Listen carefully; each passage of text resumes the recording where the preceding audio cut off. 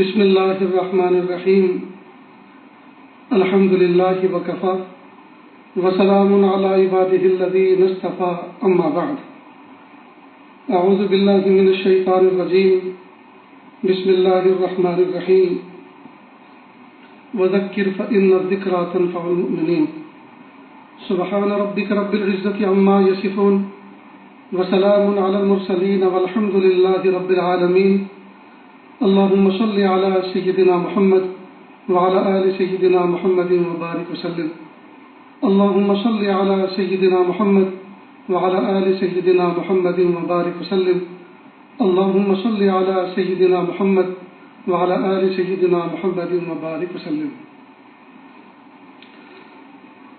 دوستو، بچپن میں ایک شعر پڑھا تھا، خطائے بزرگاں گرفتن خطا۔ شعر کا محاورہ ہے فارسی زبان کا، خطائے بزرگاں گرفتن خطا است، بزرگوں کی غلطی کو پکڑنا غلطی ہے۔ خطائے بزرگاں گرفتن خطا است، بزرگوں کی غلطی کو پکڑنا غلطی ہے۔ اب اس کے دو مطلب ہیں۔ ایک تو یہ کہ جو اللہ کے نیک بندے ہیں، بزرگ ہیں، صاحب نسبت ہیں، دین کی خدمت کرنے والے ہیں، آپ ان کی برائی کی ٹوہ میں مت رہو کہ دوربین لگا کے آپ دیکھو کہ یہ ذرا سا بھی کچھ کم کریں تو ہم ان کی عزت داؤ پر لگائیں گے۔ میں آپ لوگوں کے دل کی توجہ چاہوں گا، بہت اہم مضمون ہے یہ۔ ایک تو یہ کہ بزرگوں کی غلطی کی تلاش میں مت رہو کہ یہ کچھ غلط کریں، فوراً ہم ان کی خبر لیں، یہ فوراً ان کو بدنام کریں، فوراً شور کریں۔ ایک آدمی ہے جو زندگی بھر متبع سنت رہا، آخری عمر میں اس کے پیر لڑکھڑا گئے، طبیعت جواب دے گئی، اب وہ استنجا خانے میں جا رہا ہے، یہاں تو اس کے جان کے لالے پڑے ہوئے ہیں کہ پھسل نہ جائے، گر نہ جائے، کولوں کی ہڈی نہ ٹوٹ جائے، اور ہم یہ دیکھ رہے ہیں کہ دیکھیں یہ کون سا قدم آگے بڑھا رہا ہے، اس کا تو جو بھی بڑھ جائے اور جو بھی جم جائے بس وہی سنت ہے۔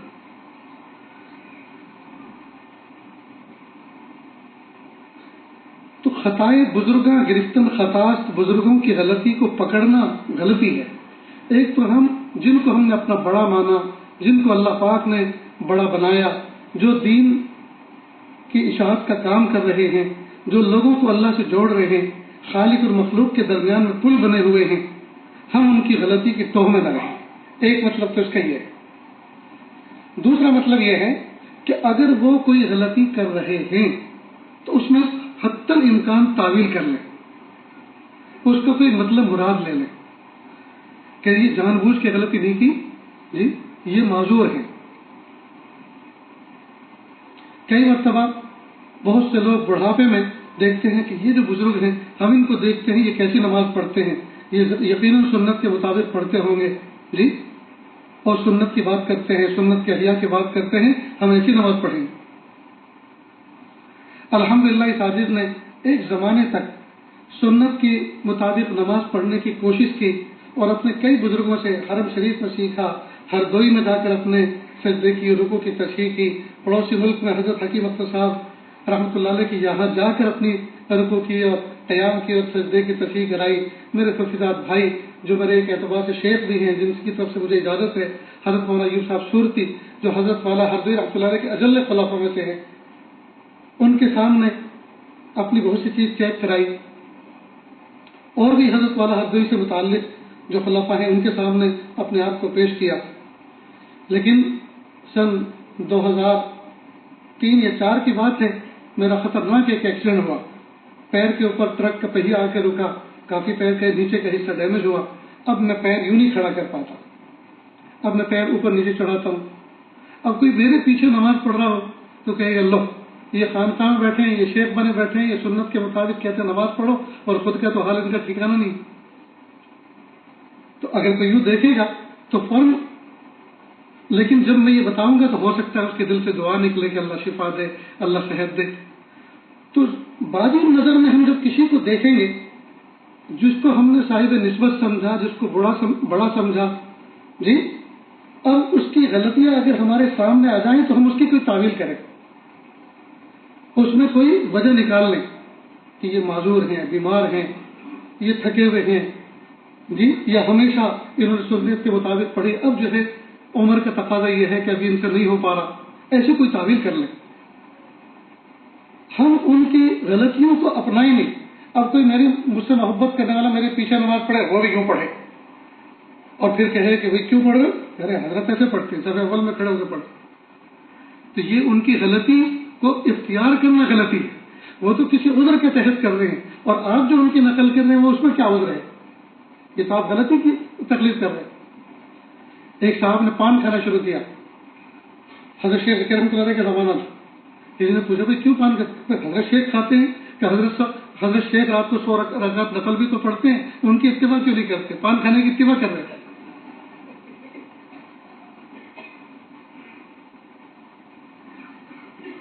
تو خطائے بزرگاں گرفتن خطا، بزرگوں کی غلطیاں پکڑنا غلطی ہے۔ ایک تو یہ کہ ان کی غلطی کی توہہ میں نہ رہو، اور دوسرا یہ کہ اگر وہ اپنی عمر کے گزرنے پر یا کسی عذر کے تحت وہ کوئی معذور ہو گئے ہیں تو اب ان کی معذوری کی نقل مت کرو، اب ان کی اس معذوری کو اختیار کر کے آپ اس کو جو ہے سنت طریقہ نہ سمجھو، اور ان کی اتباع نہ سمجھو کہ وہ اس سے خوش ہوں گے، خوش نہیں، ان کو پتہ چل جائے گا تو ناراض ہوں گے کہ تمہیں کس نے کہا کہ ایسا کرو۔ مجھے امید ہے کہ یہ سبق آپ سمجھ گئے ہوں گے۔ اللہ کا شکر ہے 10-11 دن سے مہمان دور دراز سے چل کر آئے اور اپنی زندگی کا قیمتی وقت اللہ کی محبت میں اللہ کے گھر پہ گزارا۔ اللہ تعالیٰ اس بیٹھنے کو، صبح شام کی عبادات کو، ذکر و اذکار کو، تلاوت کو اور تراویح کی عبادت کو اللہ تعالیٰ بے انتہا قبول فرمائے۔ دیکھو دوستو، آپ حضرات مہمان تھے اور یہ عاجز آپ کا میزبان، آپ دور دراز سے اپنے تقاضوں کو آگے پیچھے کر کے آئے، آپ بیڈ پہ سونے والے، آپ ڈنلپ پہ سونے والے، آپ اپنے گھروں میں راحت کی زندگی گزارنے والے، اللہ کے گھر میں آ کر آپ نے زمین کو پکڑا، زمین پہ سوئے، جی یہ آپ کے اللہ کا معاملہ ہے۔ اللہ تعالیٰ اس پر اجر عظیم عطا فرمائے۔ مجھ سے متعلق آپ کی خدمت یہ تھی کہ میں آپ کے لیے سحر و افطار کا انتظام کرتا اور آپ کے لیے کھانے کا انتظام کرتا، تو آپ لوگوں کو افطار کے اندر کھجور اور زمزم ملا ہوا پانی پیش کیا گیا۔ ہم نے سب سے پہلے جب یہ کام شروع کیا تو اس موقع پر ہم نے کچھ افطار بھی دینا شروع کیا، جیسے گھروں میں کرتے ہیں لوگ۔ تو اس کا نتیجہ یہ نکلا کہ اتنا سا بھی اگر افطار کے وقت کچھ کھا لیا، فروٹ کھا لیے، کوئی بھی چیز، تو اب مغرب کے فوراً بعد کھانا نہیں چلتا۔ جو کھانا نہیں چلتا تو دیگوں کی شکل میں بچتا تھا، اب اس کو کہاں ڈالیں؟ تو بڑا قلق ہوتا تھا، محنت بھی ہوئی اور کسی نے کھایا بھی نہیں۔ اور رمضان میں ایسے ہی ہوتا، جہاں 2-3 گلاس پانی پی لیا وہ آدمی سیراب ہو جاتا۔ افطار سے پہلے تو سمجھتا ہے یہ بھی کھاؤں گا، یہ بھی کھاؤں گا، آج تو کئی لوگوں کا کھانا کھا جاؤں گا، لیکن جہاں 1-1.5 گلاس پانی پیا کام ختم۔ ایسے ہی ہے نا؟ تو پھر ہم نے اپنے بزرگوں کے طرز کو اپنایا جو ان کے یہاں دیکھا گیا کہ وہ صرف کھجور اور زمزم یا کھجور اور پانی سے یا 1 گلاس شربت سے افطار کرتے ہیں، فوراً نماز پڑھ لیتے ہیں اور فوراً کھانا کھا لیتے ہیں۔ تو اس سے پکا کے کھانا کھایا بھی جاتا ہے، زائد بھی نہیں رہتا، بچتا بھی نہیں ہے، اور لوگوں کی صحت بھی بہت مناسب رہتی ہے۔ تو وہ طریقہ اپنایا، لیکن اس طریقے میں بھی ہماری طرف سے یقیناً بڑی کوتاہیاں ہوئی ہوں گی، آپ لوگوں نے دیکھی ہوگی ہماری طرف سے۔ میں تہہ دل سے آپ لوگوں سے معافی چاہتا ہوں۔ اللہ تعالیٰ آپ کے آنے کو قبول فرمائے، بیٹھنے کو اور عبادت کو قبول فرمائے۔ اسی طرح جو جماعت کے ساتھی تھے، خدمت والے، ماشاءاللہ ایک بڑا قافلہ حیدرآباد کی طرف کوچ کر گیا، اللہ تعالیٰ ان کو عافیت سے پہنچائے۔ بیچارے دوسرے مہمان آرام کرتے تھے، وہ رات بھر جاگتے تھے تاکہ نیند میں کہیں نظام میں خلل نہ پڑ جائے، اور الحمدللہ وقت پر اٹھاتے اور آپ کے سامنے کھانا پیش کرتے جو بھی محصول ہوتا۔ یقیناً ان کی بڑی خدمت تھی۔ اسی طرح میرٹھ کی طرف سے آنے والے ہمارے جو بھٹیارے ہیں، ان کی جو 3 رکنی 4 رکنی ٹیم ہے، الحمدللہ وہ تنہا اتنے سارے افراد کو اکیلے روٹی بنا کے پہنچانا، یہ بڑا کام ہے دوست، بہت بڑا مجاہدہ ہے۔ اور آگ کے سامنے کھڑا ہونا اور آگ سے لڑائی کرنا، جی، اور اس میں آپ کی گرم روٹی سیک کے نکالنا، یہ کوئی معمولی خدمت نہیں ہے۔ اللہ تعالیٰ ان کی جھولیوں کو، ان کے دامن کو خوشیوں سے بھر دے۔ اسی طرح جتنے بھی اس نظام کو محبت کی نظر سے دیکھا، جس نے حصہ لینے کی کوشش کی اللہ تعالیٰ ان کو بھرپور بدلہ عطا فرمائے۔ میرے بھائیوں، آپ حضرات جو یہاں آئے کوئی رسم نبھانے نہیں آئے، دین سیکھنے کے لیے آئے اور دین کی طلب میں آئے اور اللہ کی محبت میں آئے اور اللہ کا قرب تلاش کرنے آئے۔ اگر آپ کو انجوائے کرنا ہوتا، مزے کرنے ہوتے تو کسی اور پرفضا مقام پہ جاتے، لیکن یہ آپ بستی کے کنارے جنگل میں اس طرف جو آئے ہیں، یہ اللہ کو ڈھونڈتے ڈھونڈتے آ گئے۔ ہم اللہ سے آج اپنی دعاؤں میں مانگیں کہ پیارے اللہ، ہم ڈھونڈتے ڈھونڈتے یہاں ڈیرا ڈال کے بیٹھ گئے، میرے پیارے اللہ آپ ہماری محنتوں کو ضائع نہ فرمائیے، اللہ جی قبول فرما لیجیے۔ ایک بزرگ تھے، کھوٹے سکے لے کر ان کے پاس کوئی آتا تو وہ لے لیتے تھے۔ پرانے زمانے میں کھوٹا سکہ کہتے تھے، چاندی کے سونے کے سکے ہوتے تھے، ان کے اوپر چھاپ لگی ہوئی ہوتی تھی، چھاپا ہوتا تھا، تو وہ چلتے چلتے قطرے کے استعمال سے جب ان کی پرنٹ گھس جاتی تھی تو پرنٹ گھسے ہوئے سکوں کو وصول نہیں کرتے تھے، دکاندار رد کر دیتے، تو ان کو اگر کوئی دیتا تو وہ لے لیتے تھے۔ کسی نے پوچھا کہ ساری دنیا سے جو سکہ رد ہوتا ہے آپ کی دکان پہ چلتا ہے، لوگ ڈھونڈ ڈھونڈ کے آپ کے یہاں آتے ہیں، بلکہ خود دکاندار کہتے ہیں ہمارے یہاں نہیں چلے گا، اس کے یہاں چلے گا، تو آپ کیوں لیتے ہیں؟ تو بڑے کیفیت کے ساتھ کہتے کہ قیامت کے دن اگر اللہ تعالیٰ میرے عملوں کو دیکھے ہم کہیں گے کہ کھوٹے عمل لے کر آیا، تو میں کہوں گا پیارے رب تیرے بندوں سے زندگی بھر کھوٹے سکے لے کر میں نے سودا دیا ہے، آج آپ میرے کھوٹے عملوں کو قبول کر لیجیے۔ تو ہم اللہ کے سامنے جو بھی اپنے ٹوٹے پھوٹے عمل ہے اللہ کے سامنے پیش کریں، میرے پیارے رب ہمارے عملوں کو قبول کر لیجیے۔ یہ اس قابل تو نہیں ہے کہ آپ کے سامنے پیش کیا جائے، نہ ہماری نماز اس قابل، نہ سجدے اس قابل، نہ تسبیحات اس قابل، نہ ذکر اس قابل، نہ تلاوت اس قابل، بلکہ یہ 9-10 دن کہاں گزر گئے کچھ بھی پتہ نہیں چلا کہ اللہ صبح ہوئی اور شام ہوئی، صبح ہوتی ہے شام ہوتی ہے، یہی زندگی تمام ہوتی ہے۔ آج کی اس محفل میں ایک مضمون پر ذرا خاص توجہ دیں آپ۔ جس زمانے میں انسان تھوڑے سے تھے، ان کے مسائل بھی تھوڑے سے تھے، اس زمانے میں ایک وقت میں کئی نبی آتے تھے، بڑے بھائی نبی، چھوٹے بھائی نبی، ابا نبی، بیٹے نبی، سسر نبی، داماد نبی، چچا نبی، بھتیجے نبی، ایسے۔ اور جب انسان بڑھ گئے، انسانوں کے مسائل بڑھ گئے، ان کی پرابلم بڑھ گئی، تو پوری دنیا میں کوئی نبی نہیں، کوئی نبی نہیں۔ سوال یہ پیدا ہوتا ہے آج کے دور میں کوئی تو ایسی نبوت سے سرفراز ہستی ہمارے درمیان ہوتی جن کے شانے سے کندھا، جن کے کندھے پر اپنا سر رکھ کے ہم رو لیا کرتے اور ان کی خوشامد کر کے ان کو اللہ کے سامنے بٹھا کر اللہ سے کچھ فیصلے اتروا لیا کرتے، کوئی تو ہوتا۔ لیکن ہمارے شہر تو کیا، ہمارا ملک تو کیا، پوری دنیا میں کوئی نبی نہیں۔ اگر کوئی نبوت کا دعویٰ کرے کوئی ملعون تو ہو سکتا ہے، نبی نہیں ہو سکتا۔ ختم نبوت ہو چکا، اللہ کے محبوب صلی اللہ علیہ وسلم خاتم النبیین۔ حکمت پہ غور کریں تو بڑی عجیب بات کھلتی ہے۔ اللہ رب العزت نے پیارے محبوب صلی اللہ علیہ وسلم کو جس امت میں مبعوث کیا، جس دور میں مبعوث کیا، اور محبوب کو جو امتی عطا فرمائے، اور اس امت میں جو علماء اللہ نے پیدا فرمائے، گویا کہ اللہ کی رحمت نے اب اعتماد فرمایا۔ میں بہت احتیاط سے کہہ رہا ہوں جی، گویا کہ اللہ کی رحمت نے اعتماد فرمایا، اب مجھے کسی نبی کو بھیجنے کی ضرورت نہیں ہے، میرے نبی کی امت میں، میرے لاڈلے نبی کی امت میں ایسے ایسے علماء موجود ہیں جو کار نبوت صبح قیامت تک انجام دیتے رہیں گے۔ علماء کرام کو اپنی ذمہ داری کو نبھانا چاہیے۔ اپنے اپنے علاقوں کے اندر اللہ پاک نے آپ کو علم کی دولت سے نوازا، تو آپ کمر کس کے رات اور دن لگ جائیں اس بات کی طرف کہ ایک آدمی بھی ہمارے علاقے میں بھٹکا ہوا نہ رہے، اللہ کی ذات سے جڑے، اس کا کوئی باطل عقیدہ نہ ہو، اللہ کی طرف جھکنے والا ہو، اللہ کو منانے والا ہو، اللہ سے مانگنے والا ہو، اللہ سے مانگ کر کھانے والا ہو۔ اب اللہ رب العزت نے ہر دور کے اندر ایسے ایسے افراد، ایسی ایسی شخصیات اور ایسے ایسے سجھاؤ ان کے دل و دماغ میں ڈالے جو اس دور کی ضرورت کے اعتبار سے پورے تھے۔ کہتے ہیں حضرت خواجہ معین الدین چشتی اجمیری رحمۃ اللہ علیہ اجمیر میں بھیجے گئے۔ اس دور کے اندر جو بھی لوگ چمتکار دکھانے والے واہ واہ وصول کرتے اور لوگوں کو لوٹتے تھے، اللہ تعالیٰ نے اس علاقے میں ان کو بھیجا۔ پتہ چلا کہ کوئی جوگی جوگ دکھا رہا ہے اور اپنے کرتب دکھا رہا ہے، اور کرتب یہ کہ لوگوں کو اپنی طرف متوجہ کر رہا ہے، واہ واہ وصول کر رہا ہے۔ حضرت اپنے خادم کے ساتھ، اس زمانے میں لکڑی کی چپل کھڑا ہوا کرتی تھی، وہ پہن کے چلے گئے. دیکھا کہ وہ شخص فلائنگ کر رہا ہے، اڑ رہا ہے، لوگ تالیاں بجا رہے. حضرت نے اپنے کھڑاؤں کو حکم دیا کہ جاؤ اس کے سر پہ لگو، نیچے اتار کے لاؤ. اب یہ کھڑاؤں گیا اور وہ فلائٹ جو فلائنگ کر رہی تھی اس کو اتار کے ٹیک آف کرایا، لینڈنگ کرائی، نیچے اتارا. ٹیک آف توڑنے کو کہتے ہیں، لینڈ کرایا. خیر وہ نیچے اتر گیا. اس کو احساس ہوا کہ آج اس میدان میں کوئی میرا مقابل کہا گیا.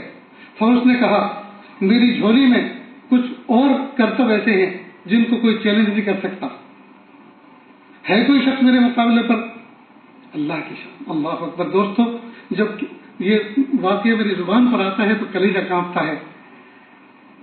یہ بزرگ، ان کو یہ سب کرتب نہیں سکھائے گئے تھے، انہوں نے نہیں سیکھے تھے، لیکن ان کو یقین اس بات کا تھا میں حق پر ہوں، یہ باطل پر ہے، یہ جو کچھ کرے گا میرا حق اس کا رد کرے گا.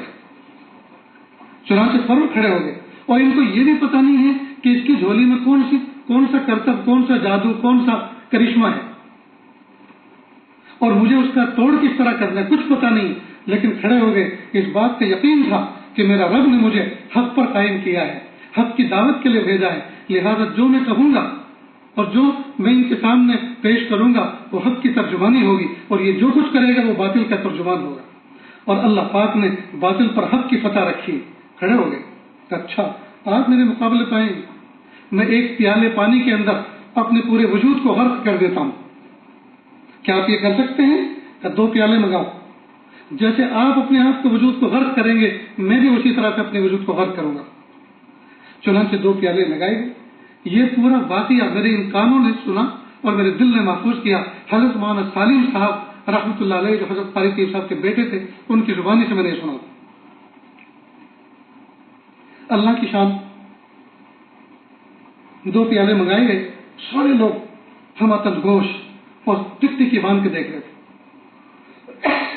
جوگی نے کہا میں اپنے پیر کا ایک انگوٹھا اس پہ ڈالوں گا اور موم کی طرف پگھل کے اس میں غرق ہو جاؤں گا، پیالے کے پانی میں اضافہ بھی نہیں ہوگا.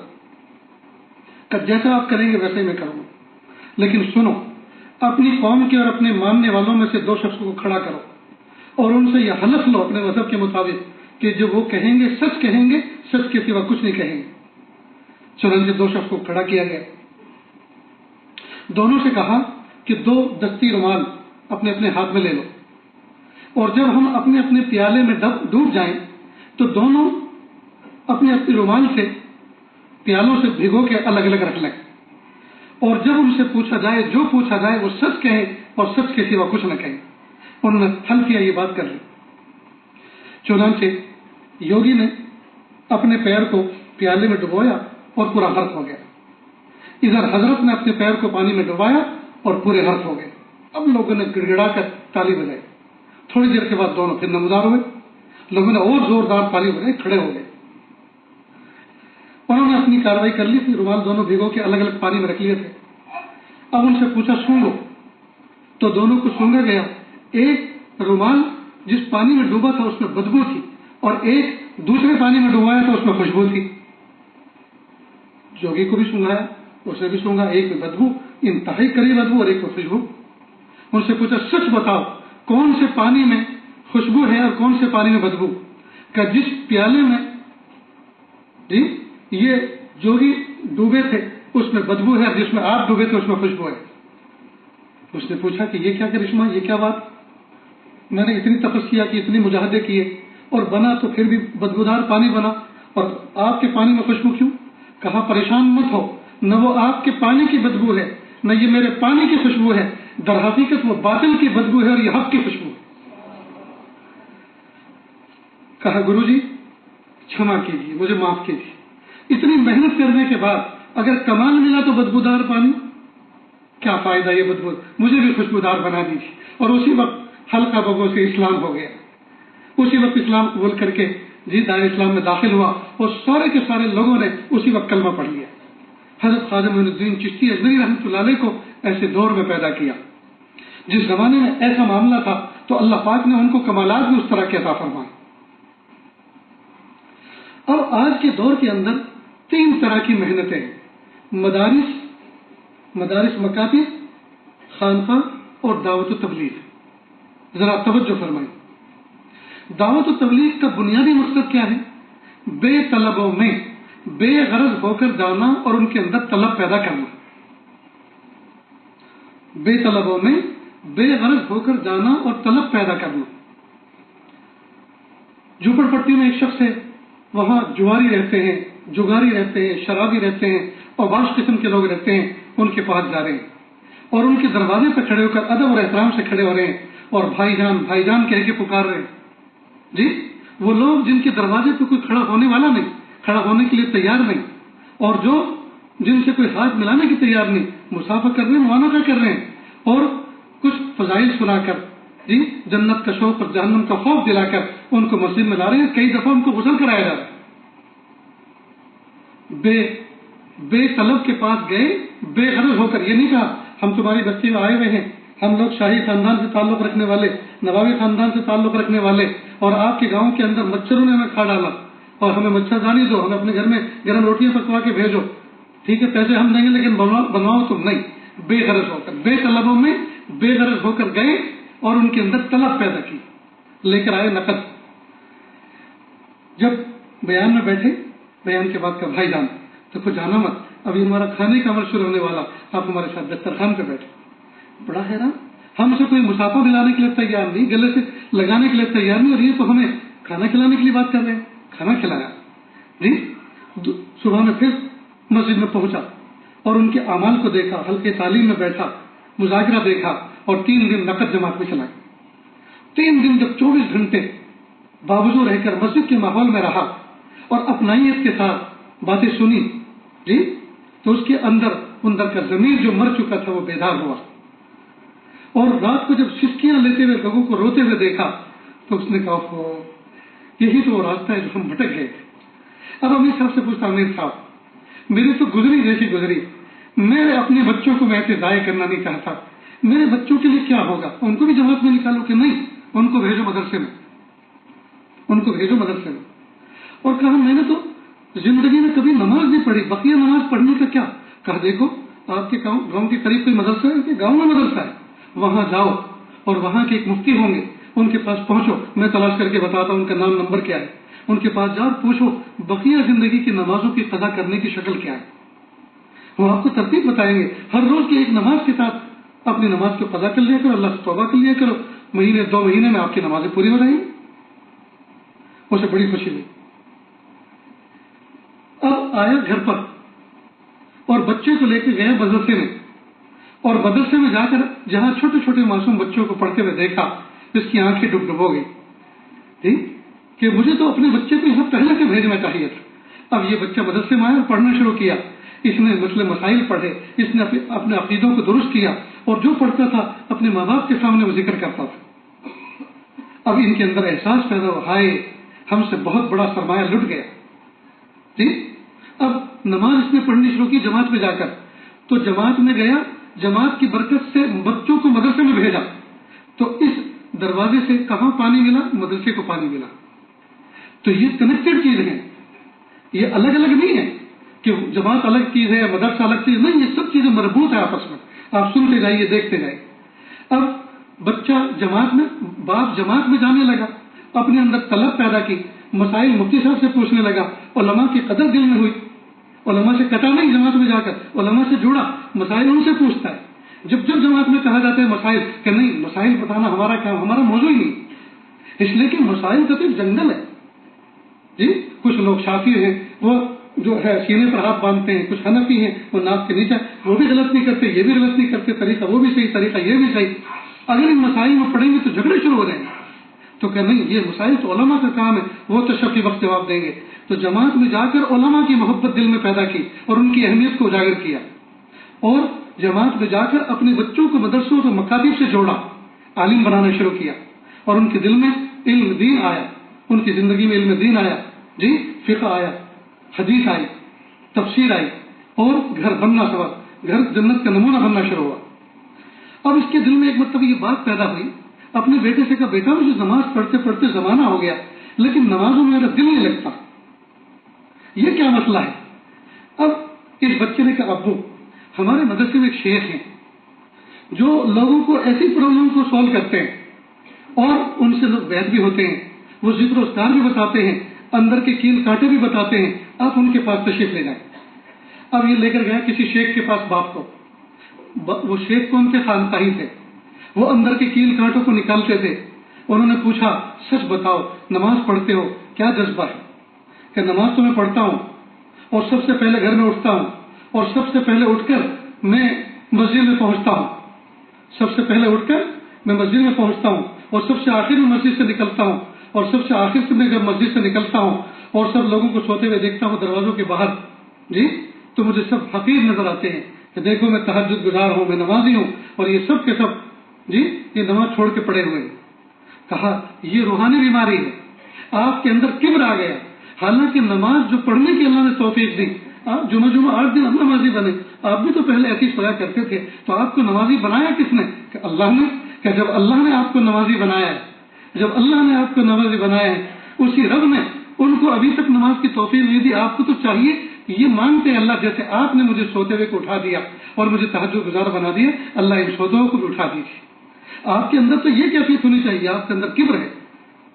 اب اس کبر کو نکالا تو بات شروع ہوئی تھی دعوت و تبلیغ سے، پہنچی مدرسے تک اور مدرسے سے پہنچی خانقاہ تک، تو یہ سب چیزیں کنیکٹڈ ہیں کہ نہیں دوستوں؟ مربوط ہیں کہ نہیں؟ اب ایک بڑا مسئلہ شورا کا اور مرکز کا، میرے بھائیوں کسی جھگڑے میں نہ پڑے۔ اللہ رب العزت نے جس علاقے میں جس طرح کا نظام چل رہا ہے اس نظام سے اپنے آپ کو جوڑ کے رکھیں۔ اگر کوئی بات ایسی آتی ہے جو شریعت کے خلاف ہے آپ اس کو نہ لیں، آپ اس کو اختیار نہ کریں۔ بھائی فروٹ کی لاری پر جاتے ہیں، سیب رکھے ہوئے ہوتے ہیں، کچھ داغی ہوتے ہیں کچھ فریش ہوتے ہیں، آدمی داغی چھوڑ دیتا ہے اور فریش اٹھا کے لے آتا ہے، لیکن داغی دیکھ کر 2-4 داغ دیکھ کر یہ تو نہیں سوچتا کہ نہیں کسی سیب کو نہیں لایا تو داغی سیب۔ تو اگر کسی شخصیت میں اگر کوئی بات ہے تو آپ اس کو نہ اپنائیں۔ کس نے کہا کہ آپ اس کو اپنائیں؟ اس کو چھوڑ دیں، جو بہتر چیز اس کو اختیار کریں، جی۔ اور علماء بھی موجود ہوتے ہیں، صلاحہ بھی موجود ہوتے ہیں، ان سے استفسار کریں، ان سے پوچھیں، جو چیز اپنانے کی اس کو اپنائیں اور جو چیز چھوڑنے کی اس کو چھوڑ دیں۔ کس نے کہا کہ 100% چیز کو آپ اختیار کریں؟ لقمان حکیم علیہ السلام سے کسی نے پوچھا حضرت یہ بتائیے کہ آپ نے ادب کس سے سیکھا؟ کہ بے ادبوں سے۔ کہ وہ کیسے؟ کہ میں نے دیکھا کہ جو وہ کر رہے ہیں مجھے وہ نہیں کرنا، میں نے بے ادبوں سے سیکھا سبق کہ جو وہ کر رہے ہیں مجھے وہ نہیں کرنا۔ تو دیکھو سیکھنے والے تو بے ادبوں سے سیکھ جاتے ہیں۔ اس لیے دوستو کسی جھگڑے میں پڑنے کی ضرورت نہیں ہے، جس علاقے میں جس کا اثر و رسوخ ہے اس کام میں لگے رہیں۔ اگر وہاں دوسرے کوئی آواز اٹھائیں گے تو کئی مرتبہ خلفشار ہوتا ہے، ہوئے ہیں، اور توازن اختیار کریں، کبر اختیار نہ کریں۔ یہ معاملہ کفر و شرک کا نہیں ہے دوست۔ کیوں ہم آپس میں آستینیں چڑھا رہے ہیں؟ کیوں ایک دوسرے کی گردن دبا رہے ہیں؟ ویسے ہی ساری دنیا ہماری دشمن بنی کر رہی ہے، ہم آپس میں دشمن بن جائیں، کتنی بری بات ہے دوست۔ اللہ تعالیٰ سے ہم دعا کریں کہ اللہ رب العزت ہمیں حق دکھائے، حق سمجھائے، حق پہ جمائے، اہل حق کی تائید کی توفیق عطا فرمائے، حق والوں کے ساتھ اللہ حشر فرمائے، باطل دکھائے، باطل سمجھائے، باطل سے بچنے کی تدبیر عطا فرمائے، باطل کا رد کرنے کا حسن طریقہ عطا فرمائے، اور اہل باطل کے ساتھ حشر سے اللہ ہم سب کی حفاظت فرمائے۔ اللہ تعالیٰ سے دعا ہے اللہ تعالیٰ آپ کے آنے کو بیٹھنے کو قبول فرمائے۔ وآخر دعوانا ان الحمد للہ رب العالمین۔ دعا سے پہلے بہت سارے احباب یہاں بھی اور بہت سارے حضرات آن لائن ہیں جن لوگوں نے بیعت ہونے کی درخواست کی ہے، توبہ طائب ہونے کی درخواست کی ہے، یہ عاجز کلمات پڑھتا ہے، میرے پیچھے پیچھے صدق دل کے ساتھ پڑھتے چلیں۔ بسم اللہ الرحمن الرحیم۔ لا الہ الا اللہ محمد الرسول اللہ صلی اللہ علیہ وسلم۔ اشہد ان لا الہ الا اللہ واشہد ان محمدا عبدہ ورسولہ۔ استغفر اللہ ربی من کل ذنب واتوب الیہ۔ آمنت باللہ کما ہوا باسمائہ وصفاتہ وقبلت جمیع احکامہ اقرار باللسان وتصدیق بالقلب۔ وصلی اللہ تعالی علی خیر خلقہ محمد وعلی آلہ واصحابہ اجمعین برحمتک یا ارحم الراحمین۔ اللہ کے شکر ہے، کلمات پڑھنے کے بعد توبہ طائب ہو گئے۔ اللہ تعالیٰ آنے والی زندگی کو گزری ہوئی زندگی کا کفارہ بنا دے، آنے والی زندگی کو गुजरी हुई जिंदगी से बेहतर बना दे। हल्के फुल्के मामूलात हैं, एक तस्बीह इस्तिग़फ़ार की, एक दरूद शरीफ की, एक तीसरे कलमे की सुबह शाम पढ़ें। 40 दिन एहतमाम के साथ सुबह शाम ये तस्बीहात पढ़ने के बाद आप राब्ता करें जी। उसके बाद कैफियत आपकी मालूम करके बताएंगे कि जिक्र यही बाकी रखना है, आगे बढ़ाना है, कम करना है, बढ़ाना है, बदलना है, क्या करना है, वो बात इस पर मौकूफ है आपकी कैफियत पर। इसके अलावा एक पारा कुरान पाक की तिलावत करें। एक पारा एक नशिश में पढ़ना जरूरी नहीं है, थोड़ा सुबह में, थोड़ा दोपहर को, थोड़ा शाम में, फिर हम सोने से पहले एक पारा पूरा कर लिया करें। यह हमारे ऊपर कुरान पाक का हक है। इसके अलावा नमाजों का एहतमाम करें और अपनी जात से किसी को तकलीफ न पहुंचाएं। जिंदगी की जो बकिया नमाजें हैं, रोजाना की नमाज के साथ, रूटीन की नमाज के साथ एक नमाज उसी तरह की एक कदा कर लिया करें। कदा करने के बाद अल्लाह से तौबा भी किया करें। करेंगे ना दोस्तों? अपनी जात से किसी को तकलीफ न पहुंचाएं और हाँ, इंटरनेट के फितने से अपने आप को बचाएं। मोबाइल फोन के फितनों से, स्क्रीन के तमाशों से अपने आप को बचा के रखें। अब दुआ से पहले थोड़ी देर के लिए अल्लाह अल्लाह कर लें, आंखों को बंद कर लें, सर को झुका लें। दुनिया में जो कुछ है उससे हट के अल्लाह की याद में डूब जाएं। नियत करें अल्लाह की रहमत आ रही है, मेरे दिल में समा रही है, मेरे दिल से गुनाहों की जुल्मत और स्याही दूर हो रही है। मेरा दिल कह रहा है अल्लाह अल्लाह अल्लाह।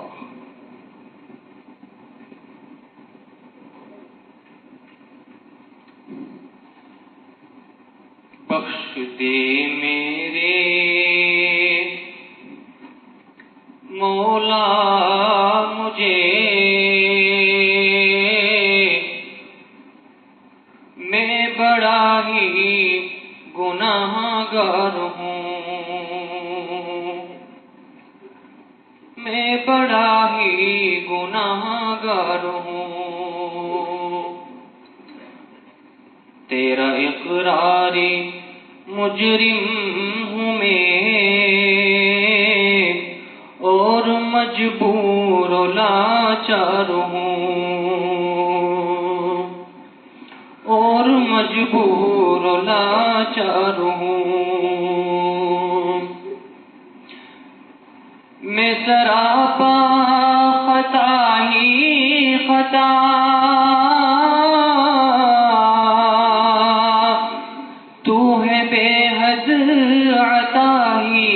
अता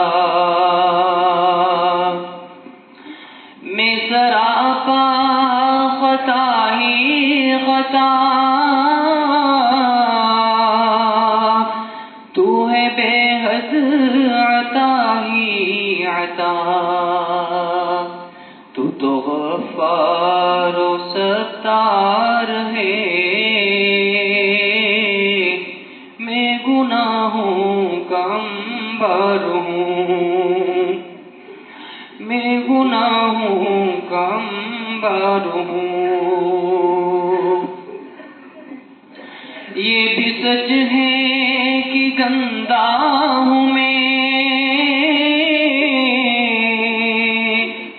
कुछ भी हूँ तेरा बंदा हूँ मैं,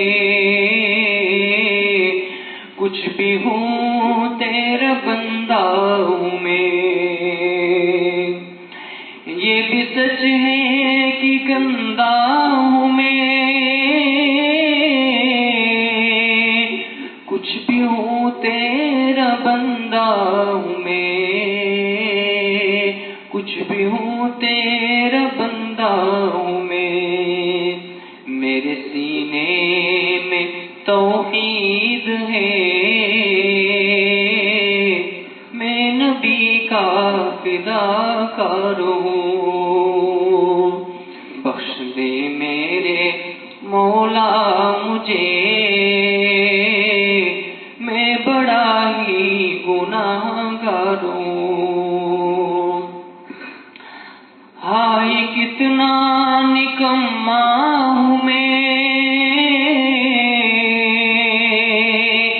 खा रहा हूँ तेरी नेमतें, खा रहा हूँ तेरी नेमतें। हाय कितना निकम्मा हूँ मैं,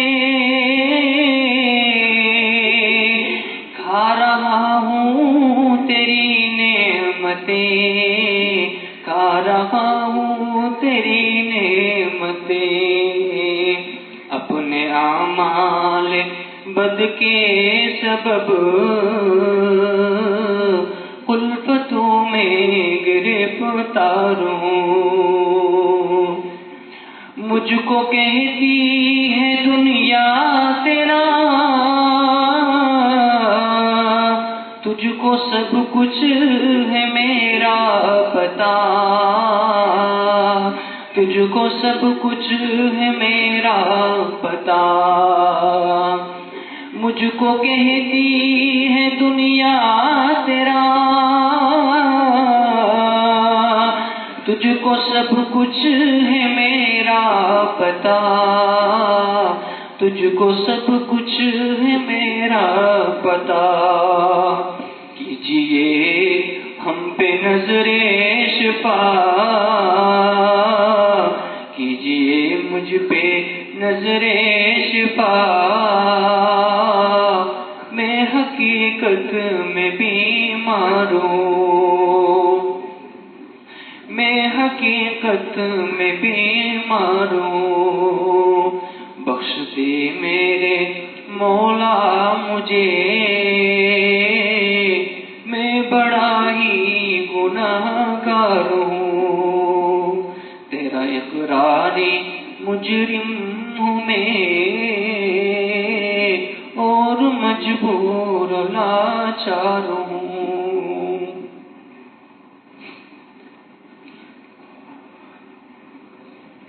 لا الہ الا اللہ سبحان الملک الاعلی الوہاب. ہاتھ اٹھا لیجیے, دعا کر لیں. بسم اللہ الرحمن الرحیم. لا احصی ثناء علیک انت کما اثنیت علی نفسک رب اغفر وارحم وانت خیر الراحمین. حسبی اللہ لا الہ الا ہو علیہ توکلت وہو رب العرش العظیم. اللہ جی, ہم ظاہر میں آپ کے بندے اور بندیاں ہیں, حقیقت میں نہایت گندے ہیں. اللہ ہمارے دلوں کی گندگی کو دور فرما, ہمیں اپنی بندگی کے سلیقہ عطا فرما, شرمندگی والے کاموں سے ہماری حفاظت فرما, برے دن سے, بری بات سے, بری رات سے, برے انجام سے ہماری حفاظت فرما, سوء خاتمہ سے ہماری حفاظت فرما. اللہ جی, یہ ہاتھ اٹھائے جانے کے قابل نہیں اور یہ زبان کو سوال کرنے کے قابل نہیں. آپ سے نہ مانگے تو کس سے مانگے, آپ سے سوال نہ کریں تو کس سے سوال کریں. ایک کمزور ایک قوی کے دروازے پر, ایک سائل ایک سخی کے دروازے پر, ایک محتاج ایک غنی کے دروازے پر صدا لگا رہا ہے. میرے پیارے اللہ رحم فرما دیجئے. میرے پیارے اللہ, رات گہری ہو چکی. یا اللہ, اگر کوئی فقیر جو ہمارے بس اڈے پہ سویا ہوا ہو گاؤں کے اور وہ اٹھ کر آئے اور امیروں کے محلے میں صدا لگائے, وہ اونچے دروازے والوں, وہ اونچی کھڑکی والوں, میں تمہارے گاؤں میں ایک پردیسی فقیر تھا, دن بھر میں نے بھیک مانگی, تم نے مجھے سکے دیے, اب میں رات کو سونا چاہ رہا تھا, بس اڈے پہ سو گیا تھا, لیکن بھوک نے مجھے سونے نہ دیا, مجھے بھوک لگی ہوئی ہے. آدھی روٹی کا ٹکڑا اور ایک چمچ سالن کا سوال ہے, اگر تم مجھے دے دو تو میں بھی تمہاری طرح کھا کے سو جاؤں گا. پیارے اللہ, یہ صدا سن کے کوئی ظالم سے ظالم آدمی بھی ایسا نہیں ہوگا جو تل ملا نہیں جائے گا, وہ اپنی بیوی کے مونڈھوں کو پکڑ کے جھنجھوڑے گا. پیاری اٹھ اور دیکھ, کوئی سچا فقیر رات کی تاریکی میں روٹی کا سوال کرنے آیا ہے, بھوک کا سوال کرنے آیا ہے. میرے پیارے رب, اندھیری رات میں اگر کوئی روٹی کا سوال کرے تو اس کی جھولی روٹیوں سے بھر جاتی ہے, اس کے سر پر روٹیوں کی بارش گویا ہو جاتی ہے. میرے پیارے رب, میرے سونے رب, اندھیری رات میں ہم آپ سے روٹی کا سوال نہیں کر رہے, اللہ ہدایت کا سوال کر رہے ہیں. اللہ, روٹی کا فقیر ایک دروازے سے نواز دیا جاتا ہے, وہاں سے عذر کر دیا جائے تو دوسرے دروازے والا دے دیتا ہے, وہاں سے بھی نہ ملے تو تیسرے والا ترس کھا کے دے دیتا ہے. اللہ, روٹی کا سوالی کبھی بھوکا نہیں رہا کرتا. میرے پیارے اللہ, ہم روٹی کے سوالی نہیں, کہ اللہ ہم ہدایت کے سوالی ہیں, اور ہدایت ملتی ہے صرف آپ کے دروازے سے. میرے پیارے اللہ, اگر آپ نے انکار کر دیا کہ اللہ آپ کے در کے سوا کوئی در نہیں, آپ کے گھر کے سوا کوئی گھر نہیں, کہ اللہ ہمارے کھدیڑے رہ جائیں گے. میرے پیارے اللہ, محروم نہ فرمائیے, ہدایت کاملہ عطا فرما دیجیے, ہدایت کاملہ عطا فرما دیجیے. اللہ, جس دن ہم پیدا ہوئے تھے اسی دن یا اللہ اسی لمحے اسی گھڑی ہزاروں بچے دنیا میں پیدا ہوئے. کوئی عیسائی ماں کی گود میں جنم لیا, کوئی یہودی ماں کی گود میں جنم لیا, کوئی مشرک ماں کی گود میں جنم لیا. اللہ, ان بچوں نے آپ کا کیا بگاڑا تھا؟ اللہ, آپ نے ہمیں مومن ماں کی چھاتی سے دودھ پلایا, اس کی گود میں جنم دیا. اللہ, ہم نے آپ کا کیا سنوارا تھا؟ کہ اللہ, آپ کی طرف سے قضاء و قدر کے وہ فیصلے ہیں, اس نعمت پر جو آپ نے ہمیں عطا فرمائی ایمان کی اور بن مانگے عطا فرمائی، اللہ سجدے میں سر رکھ کر اگر پڑ جائے اور صبح قیامت تک سر نہ اٹھائے، اس نعمت عظمیٰ کا شکر ادا نہیں کیا جا سکتا۔ میرے پیارے اللہ، اب جب ہم نے ہوش سنبھالا، جب بن مانگے آپ نے اتنے پیارے فیصلے فرمائے، اب ہم نے ہوش سنبھالا، اب آپ سے ہدایت مانگ رہے ہیں۔ اللہ ہدایت دے دیجیے، اللہ ہدایت دے دیجیے، اللہ کامل ہدایت دے دیجیے، کامل معرفت دے دیجیے، کامل محبت دے دیجیے، کامل تقویٰ دے دیجیے، اور اپنے در سے یہ اللہ ہمیشہ مانگنے کی توفیق دے دیجیے۔ کہ اللہ ہماری ضرورتوں کو مخلوق کے در سے کبھی وابستہ نہ فرمائیے، کہ اللہ ہمیں بھیک مانگنے والا نہ بنائیے، کہ اللہ اپنے در سے مانگ کے کھانے والا بنائیے۔ اللہ جی، ایک اندھا فقیر، ایک بوڑھا فقیر اندازے سے لوگوں کے دروازے پر صدائیں لگاتا پھر رہا تھا۔ اس نے سوچا جس کے دروازے پہ میں کھڑا ہوں یہ کوئی بڑا امیر کبیر شیخ ہے، چنانچہ اس نے بڑی امیدوں کے ساتھ بڑی صدا لگائی، او اونچے دروازے والے، او اونچی کھڑکی والے، دے دے اللہ کے نام پر، اللہ تیرا بھلا کرے۔ 3 مرتبہ صدا لگانے کے بعد جب جواب کوئی نہ ملا تو کہہ دیا، کس کنجوس کا گھر ہے، کس بخیل کا گھر ہے، نہیں دینا تو مت دے، مالک ہے تو اپنے مال کا، میں کوئی زبردستی چھیننے تو نہیں آیا، لیکن کم از کم میرے بڑھاپے پر میرے اندھے پن پہ ترس کھا کے یوں تو کہہ دے پھوٹے منہ سے، آگے چل پھر کبھی آنا، آگے دیکھ چھٹے نہیں ہیں۔ یہ صدا کوئی نوجوان قریب میں بچہ سن رہا تھا، وہ قریب آیا اور کہا، بابا یہ آپ نے کیا گستاخی بھرے کلمات کہہ دیے، کس بخیل کا گھر ہے، کس کنجوس کا گھر ہے، یہ امیر کبیر، یہ کسی شیخ کا گھر نہیں ہے، یہ تو جامع مسجد کا دروازہ ہے، آپ نے اللہ کی شان میں یہ گستاخی کہہ ڈالی۔ بس وہ فقیر تلملا گیا، پیالہ اس نے پھینک دیا اور مسجد کی چوکھٹ پکڑ کر صحن مسجد میں پیشانی رگڑنے لگا اور کہا، میرے پیارے رب مجھ سے گستاخی ہو گئی، مجھے معاف کر دیجیے، میرے پیارے رب میں نے بہت بڑی گستاخی کہہ ڈالی، میں نے آپ کو بخیل کہہ دیا، میں نے آپ کو کنجوس کہہ دیا، مجھے پتا نہیں تھا یہ میرے پیارے رب کا گھر ہے، میں تو کسی انسان کا گھر سمجھا تھا، میں کسی امیر کبیر شیخ کا گھر سمجھا تھا، اللہ مجھ سے گستاخی ہوئی، اللہ جی مجھے معاف کر دیجیے۔ خوب معافیا مانگنے کے بعد وہ فقیر باہر نکلا، نوجوان بچہ انتظار میں کھڑا تھا کہ بابا اب تم کس میں بھیک مانگو گے، پیالہ اور کشکول تو تم نے پھینک کر توڑ دیا، تمہارے سکے تو نالی میں بہ گئے، اب کس میں بھیک مانگو گے؟ اس فقیر نے بڑی عجیب بات کہی۔ نوجوان کہتا ہے اس فقیر نے کہا کہ بیٹا تم گواہ رہنا، اس دروازے پر صدا لگانے کے بعد اب میں یہ عہد کر کے آیا ہوں، اب مخلوق کے دروازے پر کبھی صدا نہیں لگاؤں گا۔ اے میرے پیارے رب، آج ہم بھی تو آپ کے دروازے پر بھیک مانگنے اور صدا لگانے بیٹھے ہیں، ہاتھوں کا پیالہ بنا کر ہم یا اللہ آپ کے سامنے یا اللہ بھیک مانگ رہے ہیں۔ میرے پیارے رب، میرے سونے رب، میرے اچھے رب، اس پیالے کو مخلوق کے سامنے کبھی نہ پھیلنے دیجیے۔ اللہ اپنے در کا بھکاری بنا کے رکھیے، اپنے در کا بھکاری بنا کے رکھیے، اپنے در کا بھکاری بنا کے رکھیے۔ اللہ جی معاف کر دیجیے، اللہ جی معاف کر دیجیے، اللہ جی معاف کر دیجیے، اللہ جی معاف کر دیجیے، رب کریم معاف کر دیجیے، سونے رب معاف کر دیجیے، اچھے رب معاف کر دیجیے۔ اللہ نہیں گناہ کریں گے، اب کوئی گناہ نہیں کریں گے، اللہ جی کوئی معصیت نہیں کریں گے، اللہ جھوٹ نہیں بولیں گے، اللہ بدکاری نہیں کریں گے۔ میرے پیارے رب، اللہ اندھیری رات میں آج آپ کے سامنے سچی توبہ کرتے ہیں، اللہ ہماری توبہ کو قبول فرما دے، اللہ ہماری توبہ کو قبول فرما دے، اللہ آگے آپ بچنے کی توفیق دے دے، اللہ آج بچنے کی توفیق دے دے کہ اللہ گرم خون آپ سے معافی مانگ رہا ہے، سفید داڑھی والے آپ سے معافی مانگ رہے ہیں، معصوم بچے آپ سے معافی مانگ رہے ہیں کہ اللہ یہ صدائیں پوری دنیا میں اس وقت سنی جا رہی ہیں، نہ جانے کہاں کہاں کیسی کیسی بوڑھی اور جوان عورتیں کہ اللہ کانپتے ہوئے ہونٹوں کے ساتھ، لرزتے ہوئے ہاتھوں کے ساتھ آپ کے سامنے اللہ صدائیں بلند کر رہی ہیں، صدائیں آمین بلند کر رہی ہیں۔ اللہ کسی کے اٹھے ہوئے ہاتھ تو آپ کو اچھے لگ رہے ہوں گے، اللہ کسی کا سراپا تو آپ کو اچھا لگ رہا ہوگا، کسی کی ادا تو آپ کو پیاری لگ رہی ہوگی، کسی کے منہ سے نکلی ہوئی آمین تو آپ کو اچھی لگ رہی ہوگی۔ اللہ اسی کے سفید ہم سب کی مغفرت کر دیجیے، ہم سب کو معاف کر دیجیے، ہم سب کو معاف کر دیجیے، ہم سب کو معاف کر دیجیے، معاف کر دیجیے مولا، معاف کر دیجیے پیارے رب، معاف کر دیجیے سونے رب، معاف کر دیجیے اچھے رب، معاف کر دیجیے اچھے رب، معاف کر دیجیے اچھے رب۔ اللہ دن اچھا نہیں لگتا مگر آپ کے تذکرے کے ساتھ، اور رات اچھی نہیں لگتی مگر آپ کے ساتھ مناجات کے ساتھ۔ میرے پیارے اللہ، ہم آپ کی محبت کے بغیر نہیں رہ سکتے، اللہ اپنی محبت کے سرمایہ دے دیجیے، اللہ اپنی محبت کی چاشنی چکھا دیجیے، اللہ اپنی ولایت دے دیجیے، اپنی محبت دے دیجیے، اپنی معرفت دے دیجیے، اپنا قرب دے دیجیے۔ اللہ آئینے میں چہرہ دیکھتے ہیں کہ اللہ ساری سفید ہو چلی، سب سفیدی سے بھڑک اٹھا۔ میرے پیارے اللہ، کہ اللہ اب آپ کی طرف آنے کے دن قریب آ گئے اور دنیا سے چھوڑنے کے دن بعید ہو گئے. اے میرے پیارے رب پاس میں کچھ بھی تو نہیں ہے. اللہ دامن کھا لے, اللہ دامن کھا لے. میرے پیارے اللہ کچھ بھی تو پاس میں نہیں ہے. اگر موت کا فرشتہ آ گیا, اللہ جس کے کھایا ہے کھلانے کا تصور نہیں, جس کے لیا ہے دینے کا تصور نہیں, سارے معاملات چوپٹ ہیں. کہ اللہ اسی حال میں اگر فرشتہ لے کے چل دیا, آپ کو کس منہ سے اللہ آپ کے سامنے حاضری دیں گے.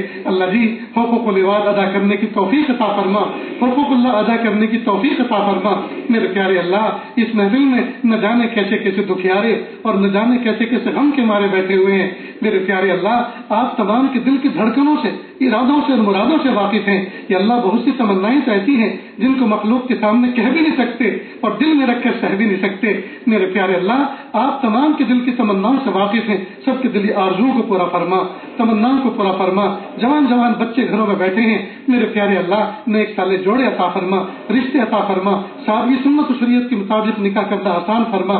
یا اللہ جن کا نکاح ہوئے زمانہ گزر چکا, میاں بیوی میں آج تک محبت پیدا نہ ہو سکی, اللہ سچی محبت پیدا فرما. میرے پیارے اللہ ماں باپ خوب اچھی طرح تلاش کر کے یا اللہ گھوم پھر کر جوتیاں رگڑ رگڑ کر یا اللہ رشتے تلاش کر کے اپنی بچی کا ہاتھ کسی کے ہاتھ میں تھماتے ہیں. اور جب وہ ظلم کرتا ہے, کئی مرتبہ وہ بیٹی رات کی تاریکی میں اپنی ماں کو فون کرتی, امی ابو سے بس اتنا پوچھ لیجئے میری کون سی تکلیف تھی, میری کون سی ادا تھی جس سے باپ کو تکلیف پہنچی اور جس تکلیف کی وجہ سے ابو نے مجھے یہ سزا دی ہے, ایسے ظالم کے ساتھ میرا نکاح کر دیا.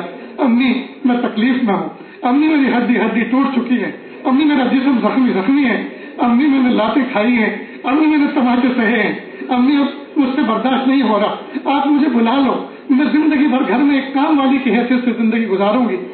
آپ مجھے مت کہنا کسی کو یہ میری بیٹی ہے, بلکہ دروازے کے باہر ایک ٹوٹی کھٹیا دے دینا, اسی پہ زندگی سو کے گزار لوں گی, برتن مانجا کروں گی, جھاڑو پوچھا کیا کروں گی. امی اس ظالم شوہر کے ساتھ میں وقت نہیں گزار سکتی, امی ابو سے کہو کل مجھے وہ لے کے چلے جائیں. میرے پیارے رب گھر گھر میں یہ داستان ہے.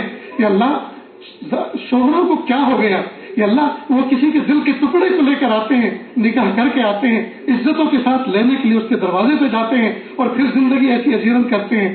یا اللہ جو شوہر ہیں یا اللہ ان کو قدردانی کی توفیق عطا فرما, اپنی بیویوں کے ساتھ الفت کے ساتھ زندگی گزارنے کی توفیق عطا فرما.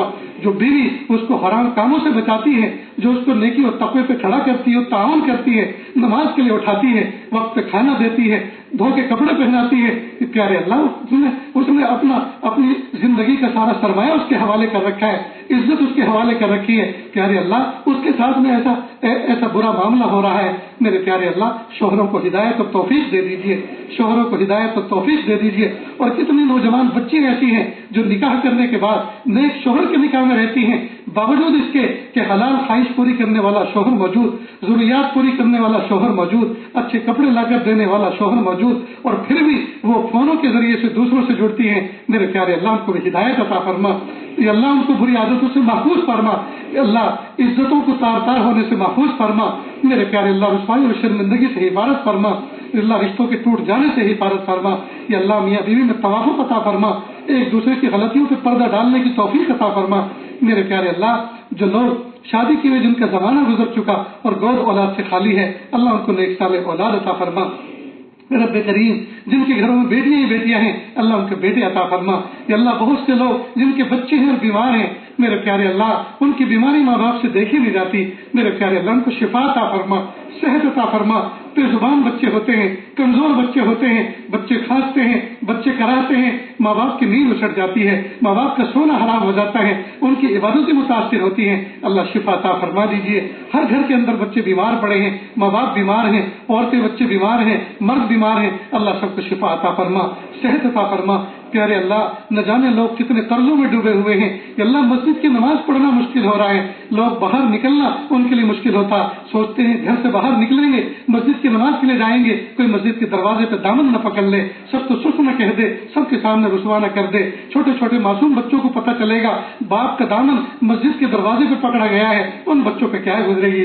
میرے پیارے اللہ، حلال کمائی کے لیے، حلال روزگار کے لیے کسی نے انویسٹ کیا تھا اور معاملات میں ڈوب گیا، پھنس گیا، حالات خراب ہو گئے، میرے پیارے اللہ عافیت سے اس کو نکال دیجئے اور امت کے امیروں کے دل میں الہام کر دیجئے، ایسے لوگوں کی تعاون کرنے والے بنے، قرضوں کی ادائیگی میں تعاون کرنے والے بنے، گردن چھڑانے والے بنے، اللہ ایسی شان اور توفیق عطا فرما دیجئے میرے پیارے اللہ۔ اس مجمع کے اندر جتنے افراد بیٹھے ہوئے ہیں، جتنے خدمت کے ساتھی ہیں، جتنے کام کرنے والے ہیں، میرے پیارے اللہ دوڑ دوڑ کے جنہوں نے شہر افطار میں معتکفین کے لیے اللہ خدمتیں انجام دی، اللہ ان کو بھرپور بدلہ عطا فرما، اللہ ان کی گود کو خوشیوں سے بھر دیجئے، ان کے دامن مراد کو بھر دیجئے، اللہ جن دو بچوں نے قرآن پاک سنایا اور سارے کے سارے لوگ پیچھے کھڑے ہو کر سکون کے ساتھ قرآن پاک کی سماعت کرتے تھے، میرے پیارے اللہ ان کی قوت حافظہ میں برکت عطا فرما، یا اللہ قرآن پاک کا عشق عطا فرما، یا اللہ ہم سب کو عشق عطا فرما، قرآن پاک کا عشق عطا فرما، قرآن پاک کی محبت عطا فرما، قرآن پاک کو روزانہ محبت سے دیکھنے،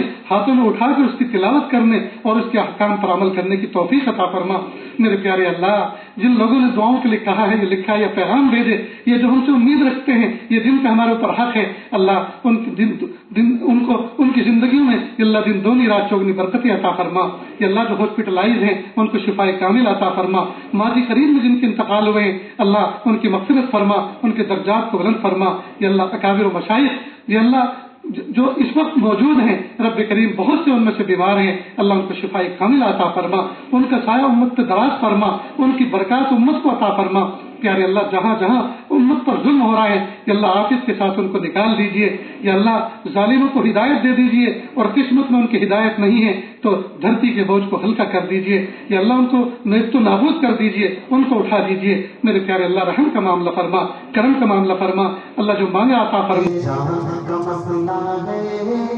پہچان کا مسئلہ ہے، ختم نبوت اپنے